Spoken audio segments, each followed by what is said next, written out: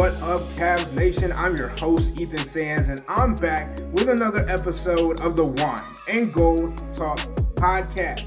We are coming to you after the Cavs' latest win, a 130-101 rout of the Brooklyn Nets in the Barclays Center. And this one, Chris, obviously on the court, there were some expectations. The Brooklyn Nets, again, another team that the Cavs have faced that were hampered without some of their better guys on the bench, including Cam Thomas. And then you talk about them just getting done with a trade to send Dennis Schroeder all the way over to the Golden State Warriors.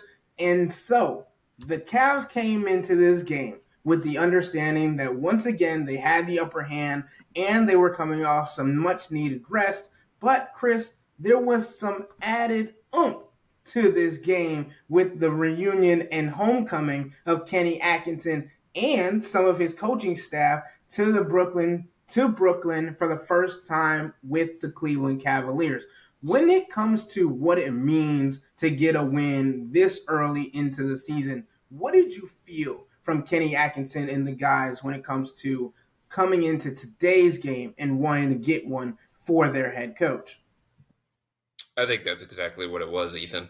All the guys talked about it at shoot-around. Even though Kenny wasn't making it a big deal, they all knew that it was his first time coming back as a head coach since being fired by the Brooklyn Nets about 5 years ago. So anytime that happens, whether it's Donovan going back to Utah for the first time, whether it's LeBron going back to Cleveland for the first time as a member of the Miami Heat, that's a galvanizing moment for a team. And I just felt like the Cavs were galvanized. They were connected. They knew, that they were going to Brooklyn, and they knew that, it was Kenny's first opportunity to go back to this arena as a head coach. He's obviously been here before as an assistant with Los Angeles, an assistant with the Golden State Warriors, but it's different now as a head coach. And even Kenny was willing to admit before and after the game that, it's just human nature to want to show these teams, I am a good coach. I am doing things the right way. I do still have it. And all the players wanted to win this one for Kenny. And you could feel that. You could sense that. You could see that in their play, their level of focus, their level of attention to detail. And the other thing is, the Cavs have had multiple practices over the course of this last week. And there are certain things that they've been working on behind the scenes. And Kenny Atkinson felt like there was a carryover of that as well. But the primary storyline for tonight's game was Kenny going back to Brooklyn and the players openly admitting it to me and other reporters at shoot-around this morning that this one was for Kenny, that they wanted to win this one for Kenny so that he could basically shove it to the Nets organization. And on top of Kenny obviously coming back, there were players who were a part of the regime of Kenny Atkinson when he was in Brooklyn. Caris LeVert and Jared. There's 6 in this organization, 6 former Nets in this organization, which is wild to think about. Yeah, and it's a lot when you talk about the coaching staff, the players, all that have been involved. And we talked about that when Kenny Atkinson was made the head coach ahead of this season. We talked a little bit about it when he was putting together his coaching staff and all those different things. But you look at the performance of the guys who were on the court that had a little bit more to say about this contest. Jared Allen, Caris LeVert. Jared Allen was perfect from the field over the entire game, and in the first half, Caris LeVert was almost unconsciously perfect from the outside. He had 19 points in the first half, and he was able to do so on 6 of 9 shooting, 6 of 8 from the three-point line, while also getting in 3 assists. That's just in the first half, and it was a first half that the Cavs held the Brooklyn Nets to 40 points. And Chris, we know how potent this offense has been to start the season, but putting up 37, 35 in the first 2 quarters and then coming out in the third quarter and putting up 32 shows exactly what that is. But holding a team to just 40 points in the first half, as you were mentioning, trying to put together all the different things that they had worked on over this last week, because as we talked to Kenny Atkinson and some of the other players, they emphasized their defensive adjustments and countering defensive slippage that we had seen. I think even though this was a game against a lesser team, it was a good showing of how good this defense can be when it's humming at the best of its ability. Sure, it also helps to play against a team that doesn't have a point guard because their point guard is now in Golden State. Their third leading scorer is in Golden State. They just didn't have anybody that could consistently organize the offense and get them into good stuff. Ben Simmons is basically masquerading as a starting point guard at this point. So it's a lot different. The Cavs certainly capitalized on that. And it was nice to see them playing with the kind of defensive effort and defensive intensity that they should be able to play with, and the kind of aggressiveness at the point of attack to keep these guys out of the paint and make things difficult on them, and the contests on the perimeter and all that kind of stuff. Those are the things that Kenny Atkinson wanted to see from this group. Those are the things that the guys have been talking about over the last week and a half, 2 weeks or so. And that's what you should do against a lesser opponent that is undermanned, that is in tank mode. They got their sights on the draft. They got their sights set on a lottery pick.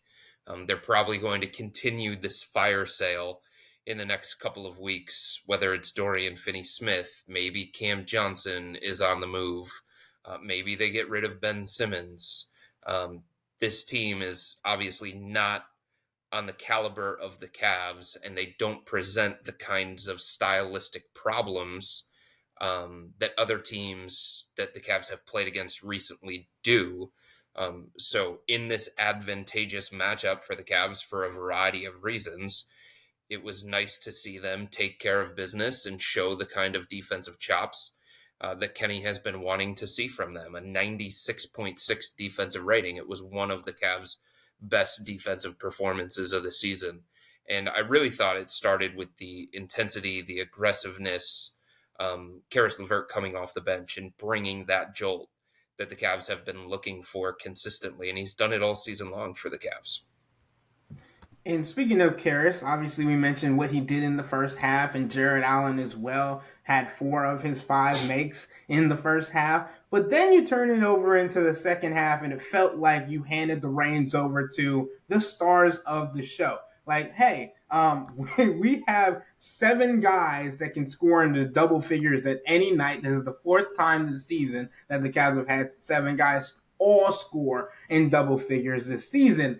And when you talk about the spread offense and all these different weapons that the Cavs are able to use and utilize at the point of attack on the offensive end, all those different things, then you can say, hey, Donovan, you want to show off the bounce that we've kind of been missing? You want to get into the lane and take advantage of an advantageous matchup for you that you had been cooking the entire game, and instead of taking a step back, a little hezzy and going into the lane for a monstrous dunk. Chris, I know you got to talk to them after the game a little bit. What did it mean for the players and for Donovan to finally get the monkey off his back when it comes to a powerful slam that he wasn't or hasn't been able to 100% get the way he wanted to start the season? It's his second dunk of the year, Ethan. Second. He's attempted 4 dunks all season long. This is a former slam dunk champion. That is wild to think about for somebody like Donovan. So, yeah, people have been giving him a hard time. His teammates have been giving him a hard time. His personal group chat, those members have been giving him a hard time. Now, I think it just shows the looseness in the locker room for the Cavs, the vibes, as Darius Garland continues to say. They're immaculate. They're cracking jokes with each other. They can mess with each other in a fun way. The hilarity that ensues after games on camera between Isaac Okoro and Donovan Mitchell, Isaac Okoro and Darius Garland, Donovan Mitchell, you name it. Like, that's the looseness of this locker room. That's the environment that they've created. And it continues throughout the course of the season. And Kenny Atkinson talked about it before the game. Like, one of the things that separates this group is that they are so connected, both on the court and off the court. And you see that, you feel that. All you have to do is go into the locker room for 5 minutes and you get a sense of that. There were people from New York, those writers that either cover the Knicks, cover the Nets, or just based in New York and they're national guys. They were in the locker room and they're like, is it like this all the time? And I said, well, it has been recently because they're 23-4 and because they like to have a good time and because they like to joke with each other. And they don't take themselves too seriously. So that's what the vibe was like in the locker room again. And this time it was Donovan, because guys were talking about how, he doesn't dunk anymore. He doesn't have it anymore. He doesn't have the same kinds of hops. Even after his dunk tonight, which, it was vintage Donovan Mitchell, according to Jared Allen when I was talking to him. Darius was joking from one locker over about, even in pregame warmups, Donovan doesn't have the same force. Even in pregame warmups, Donovan doesn't have the same bounce with these dunks. He doesn't have the same kind of early career, hops that won him the slam dunk contest. And Darius said something along the lines of, he's close to 30, and that's just what happens. So, that's the environment for the Cavs right now. It's also part of the environment that Kenny Atkinson has created, right?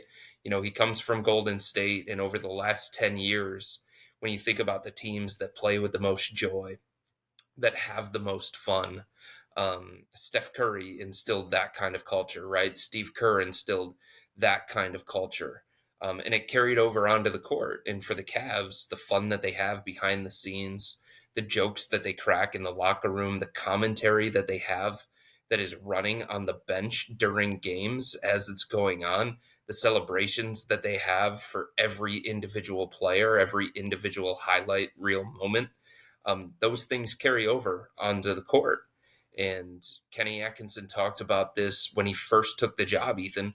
One of the things that he learned from his time in Golden State is to not take things too seriously, to create a looseness, to understand that this is a game, that it is fun. And even though these guys, go back and forth at each other with these different comments, whether it's about Donovan Mitchell's toes, Donovan Mitchell's age, Isaac Okoro's singing, it's all in good fun, and it all brings them closer together. Yeah, I remember having a conversation earlier this season with somebody, and Johnny Bryant just walked by and in reference to Donovan Mitchell and was like, "Yep, don't got it no more." And I was like, this is supposed to be not only one of your best trainers, but also one of your best friends. And I was like, "Yep, that's a good vibe for what's going on in this locker room, especially." I also don't think we can gloss over something, Ethan. The coaches do it too, right? Just like you said with Johnny from the top Bryant. down. Yeah, top down. Jordan Ott, one of the Cavs assistants who is kind of overseeing the development of Evan Mobley, like he'll do that kinds of stuff with Evan in pregame warmups to try and light a fire. Damari Carroll, one of the guys who talked a lot of trash during his playing days, like he'll give it to players too, but it's all in like a loose, lighthearted way. And I think that matters, that it's also coming from the coaches, that they've kind of adopted that mentality and that style of coaching. And that doesn't mean that this team can't be business-like when it comes time to it. They're 23-4. Like they understand how to separate the two things and balance the two things. And when it's time to really get down to business, whether it's in a game or in a practice, they do that too. So, let's not sit here and say just because they're cracking jokes and they're having a good time on the bench and stuff like that, that they can't be champions or they can't have a championship mentality. They understand the line and they haven't crossed it. And they're 23-4 for a variety of reasons. But part of it is, the stuff that you see behind the scenes. Sometimes it allows you to be prepared for smack talk on the floor to a different level, right? Like if you're hearing it from your own guys, you take it a little later when somebody else from another team who hasn't seen you put the work in, who hasn't seen what you've done behind the scenes, all these different things come and say, oh, that jumper's not looking like it did earlier on to the season. Well, you just wait because look at what Evan Mobley did.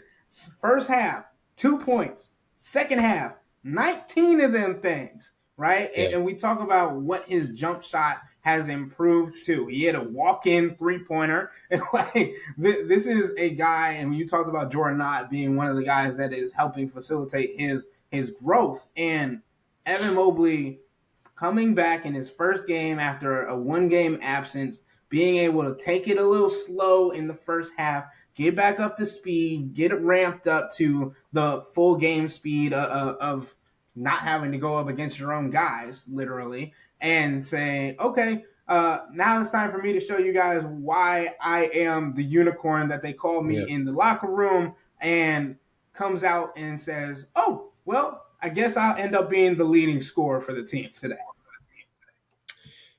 21 for Evan, 7 of 9, efficient. Caris LeVert, he does all. I important to mention this when it comes to Caris. Like when we talk about player development, when we talk about player evolution, that it's only with young guys. You know what I mean? And Evan, it's apparent every single time we see him take the floor. The different kinds of moves that he makes, the different ways that he's involved offensively, where his touches are coming from. But Caris is showing that evolution can still happen later in a career. There was this thought that Caris at 30 years old, he just was who he was, right? And that's who he was going to be for the rest of his career. We've talked about it. He's just going to be sporadic in terms of his shot selection. He's going to be inconsistent when it comes to his scoring. That's not the case, right? Like Caris has changed who he is at age 30, and it fits better in this system. He's getting more catch and shoots. He's taking more threes. Ethan, you know how many mid-range shots Caris has taken through the first 27 games of this season? It's really low. I think it's like 2 or 3. 6. Okay. 6. That's it. And then if you count in the paint, in the non-restricted area, there's only 14 of those. So 20-ish shots, depending on how you want to define the mid-range. That is nothing compared to what it was last year for somebody like Caris. Caris took more than 50 mid-range shots last year for the Cavs. And then in the paint, the non-restricted area, that's where almost the majority of his shots came from. He took 187 of those. So he has completely changed his shot profile. He has completely changed the way that he plays. He has completely changed, the style of player that he is on the offensive end. It increases his value around the league, number one, and it increases his value on this team because of where those shots are coming from. Those shots are coming within the flow of the offense versus on the dribble. And Kenny admitted following the game that, Caris is a different player than he was in Brooklyn in terms of stature, but in terms of style as well.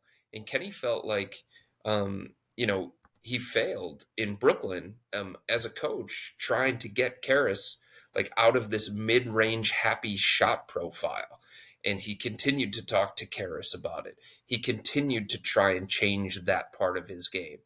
And it just wouldn't happen. But here he is at the age of 30 in this six-man role for the Cavs in Kenny Atkinson's system once again. And he's evolved as a player. So it's not just, Darius Garland, Evan Mobley, the guys that you would expect, the young guys who had something within their game that Kenny could pull out of them. Player development has extended way beyond that. Sam Merrill, he's a little bit further along in his career, but he's a different kind of player within this offense, within this system, within this player development structure. Donovan, Donovan has changed his shot profile, right? Jared Allen, he's changed his shot profile. And like I said, I think Caris LeVert is a picture of late career player development under Kenny Atkinson. And it has really, really changed the kind of player that he's viewed at across the league. I agree because he's stepping into his own, right? Becoming a player that the Cavs can count on both ends of the floor, something that the Cavs wanted to see as an increase from Isaac Okoro this season. To have two of those kinds of players, especially when you talk about point of attack defense, because we've seen Caris LeVert become a much better on ball defender over his career. And it feels like with his length, him and Isaac on the court together gives Kenny Atkinson so many different options. And then you talk about the scoring acumen of both of them to get up the floor, get to the corners, have the opportunity to either shoot or drive and kick, be in a screener role, be in a half role that creates offense. It's so many more dynamic options than the Cavs had in the last couple of seasons. And you talked about old dogs learning new tricks. I mean, George Niang had 5 of his 7 makes coming on the interior today. Yeah. And that's something that we haven't seen a lot of at all since he got to Cleveland. It was either you're shooting from the outside or you're not shooting. Like we Mm-hmm. talked about Sam Merrill in the development of that, and we saw a beautiful driving kick to Evan Mobley from Sam, who was cutting already. It was beautiful to see that turn into something for Sam, but we talk a little bit about Niang and just his value as a bigger size player. And it feels like this year, more than last year, since we only gotten to see him play for 2 years in Cleveland, it feels like he's using his body more than he has in the past, offensively and defensively, because you see how he's walling up and getting into position. And the famous photo perfect picture of him on the ground with his legs in the air has not been as like it hasn't come as frequent this season as it definitely did last year. So the other thing is, tonight was the Cavs playing against the Brooklyn Nets, and I think everybody knows what that means from the Kenny Atkinson standpoint and the ties with this organization in Brooklyn. But it was also a close up of Cam Johnson, a trade target that Cavs fans love, and Dorian Finney-Smith, a guy who, would fit the style that the Cavs want to play, would give them a bigger bodied defender, a longer, more athletic defender on the perimeter. And all I kept thinking coming into tonight's game was, is Dorian Finney-Smith going to have his Ty Jerome moment? Um, and I bring that up because, the Cavs had Ty Jerome on their radar for a number of years before the game when he came to Cleveland, and nobody else for the Golden State Warriors. All their all-stars were back in the Bay Area, and it was basically Ty Jerome and a bunch of dudes from Santa Cruz, and he banged a whole bunch of threes, and he really put on a show at Rocket Mortgage Fieldhouse, and, the Cavs remembered that, and the Cavs talked about like how that moment not influenced their decision when it came to trying to pry Ty away in the off season, but like it held some weight. So I was just wondering coming into tonight's game if Dorian Finney-Smith was going to have, his Ty Jerome moment. He was good. He played well. He hit a couple of shots from 3. He hit a couple of shots inside. He's a really good defender, long, athletic, contests shots on the perimeter. So keep an eye on that. I know that there are reports that say that the Cavs are interested in Dorian Finney-Smith. They've been interested in him for years. He's somebody that has been on their trade radar for the last couple of years. And he makes more sense just from a standpoint of the assets that the Cavs would have to give up and the salary that he makes, that is easier for the Cavs or another team around the NBA to match. You don't have to come up with 22 million in salary or 24 million in salary. You just have to find 15 million. It's a lot easier to find 15 million for a team like the Cavs. So keep Dorian Finney-Smith's name at the front of the potential trade target list for the Cavs. And the other thing that I would say, though, Ethan, is, even though we're going to have those conversations and the Cavs internally are having those conversations too, like if this version of Caris is going to continue, if this version of George is going to continue, and we all understand the flaws of both of those guys. And Isaac Okoro, if this version of Isaac Okoro is going to continue, and again, we understand the flaws, like it makes it so that the Cavs, they don't feel like they have to do something, right? And I think that's a good place for an organization to be in. Could we add something? Sure. But if we don't, it's not a big deal. It's not going to be detrimental to our chances of winning a championship.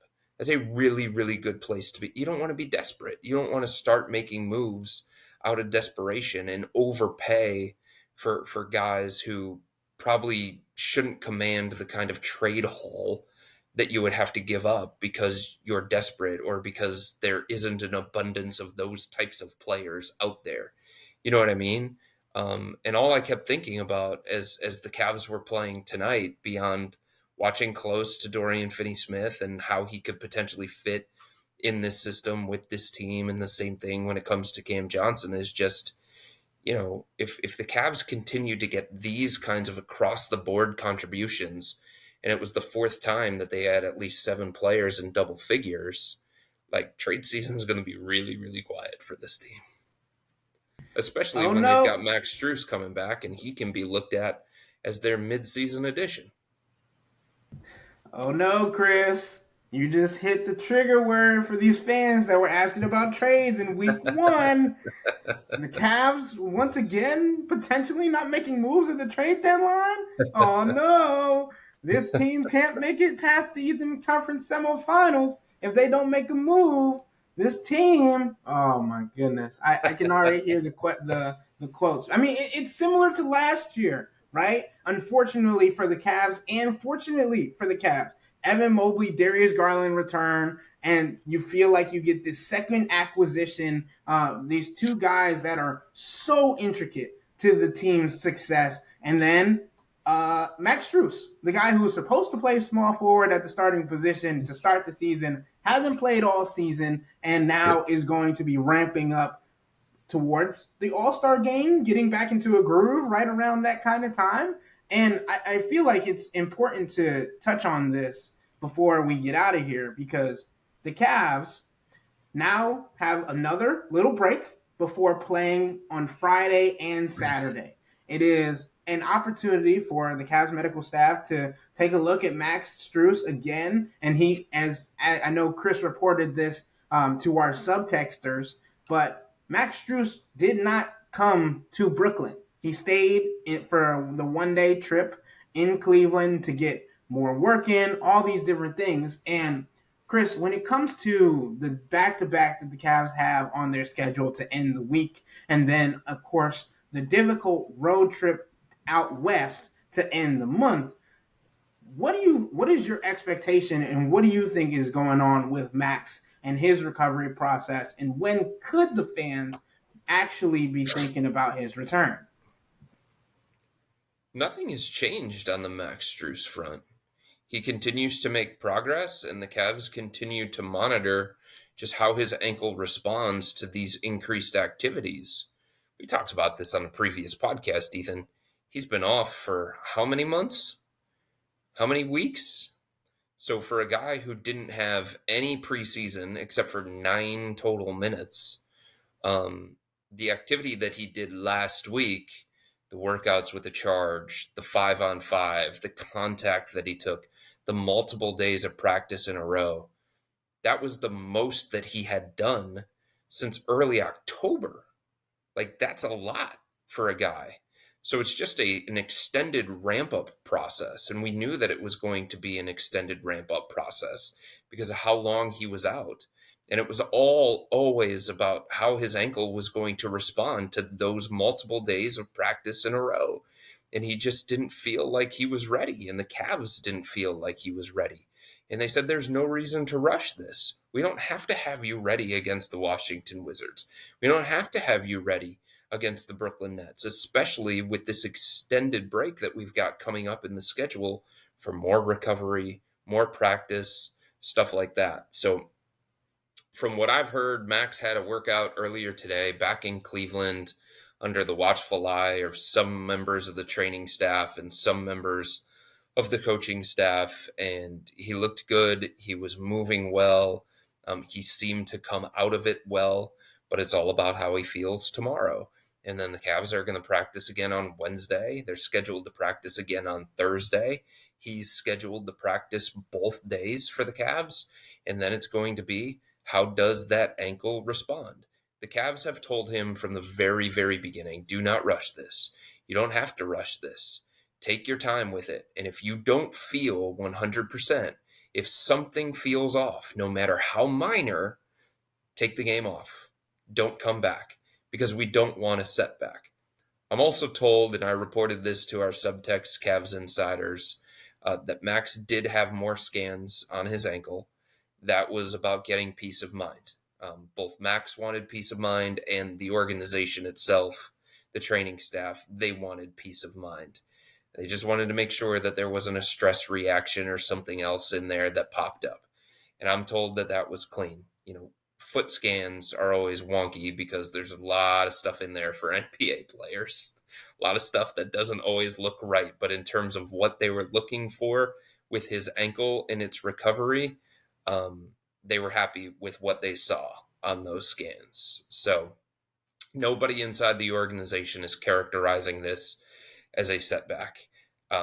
They didn't say that Max was going to be back Friday. That was two people who incorrectly reported that. They didn't say that Max would be back on Monday against the Brooklyn Nets, right? They have said the same thing all along the way. And I've reported the same thing all along the way, that it's all about how his ankle responds. And anytime you're talking about any injury, it's going to be fluid. And the Cavs and Max just didn't love the way that his ankle responded last week. They felt like, hey, let's give it a little. No need to bring him back. Let's continue this ramp up process for as long as you feel like you need to.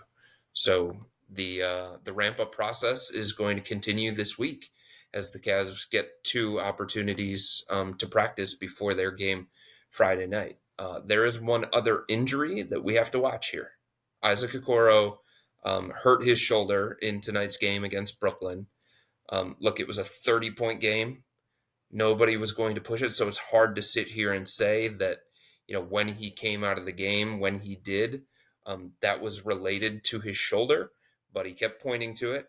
He talked to members of the training staff on the bench at one point during the game, and in the locker room, there was some conversation internally about Isaac having to get evaluated tomorrow when the Cavs return back to Cleveland. So from what I'm told, he is going to undergo further evaluation tomorrow from the training staff to see what the nature of that injury is. I know that there's minor concern that it could be like a sprain or a strain in his shoulder. He didn't have ice on it in the locker room. That was a positive sign.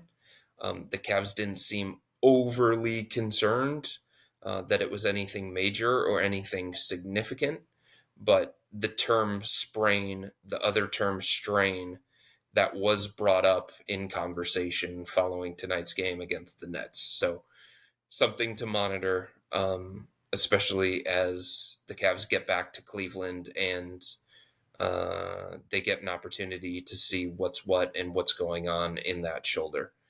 Again, like if it wasn't a 30-point game, would he have gone back in the game? Like that makes it tricky to figure out like the nature of this particular injury, because it wasn't the injury necessarily that caused him to exit the game.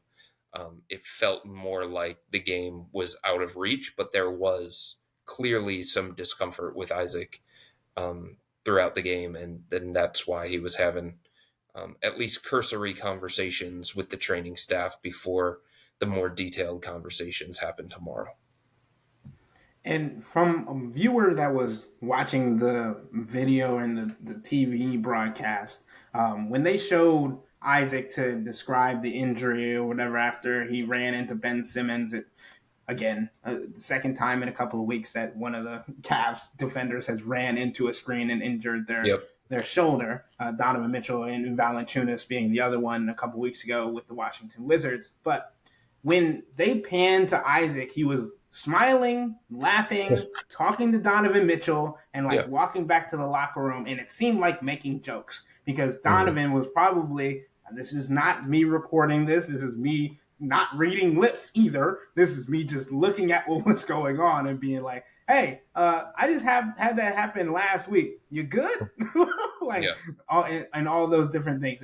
And what we've talked about this entire season is the importance of the Cavs taking advantage of these situations against hampered teams. Not only getting out to large leads and winning the game by a lot, but more so giving an opportunity for these star guys and these guys that are key rotation pieces to get rest in the fourth quarter. Players that didn't play in the fourth quarter of today's game: Jared Allen, Darius Garland, Caris LeVert, Isaac Okoro, right? So we talk about how important that rest element is, not only going into another stretch of days where they have some rest and reacclimation and an opportunity to get practice in, but also looking forward at the back-to-back that's coming this weekend, first against the Milwaukee Bucks, who I believe the Cavs are going to be really excited for. Their first two games against them were dogfights and came down to the wire. And then the Philadelphia 76ers, who will be without Joel Embiid on Saturday with a sinus fracture, as he'll be reevaluated in 1 week. Chris, to wrap this podcast up, is there anything you want to say to finalize or wrap up here to about not only this contest, but heading into the game against Milwaukee on Friday?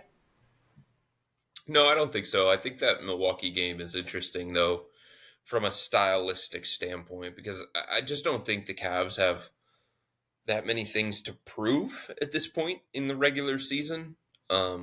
But I think the Milwaukee game is a figurative measuring stick from the standpoint of athletic long wing teams have given the Cavs problems.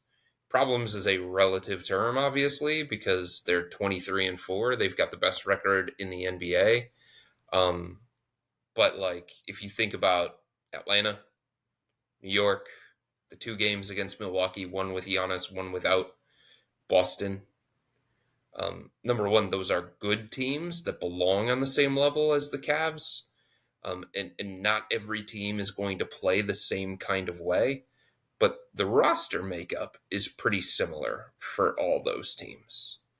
You know, they do have big, long, athletic wings that can contest shots a different kind of way, that can get out in transition, that can make it more difficult for the Cavs' free-flowing offense, that can make it more difficult for the Cavs to defend because they're smaller in the backcourt, because they're a little bit smaller on the wing compared to some of these other teams. So that's something that I'm going to continue to monitor throughout the course of this season.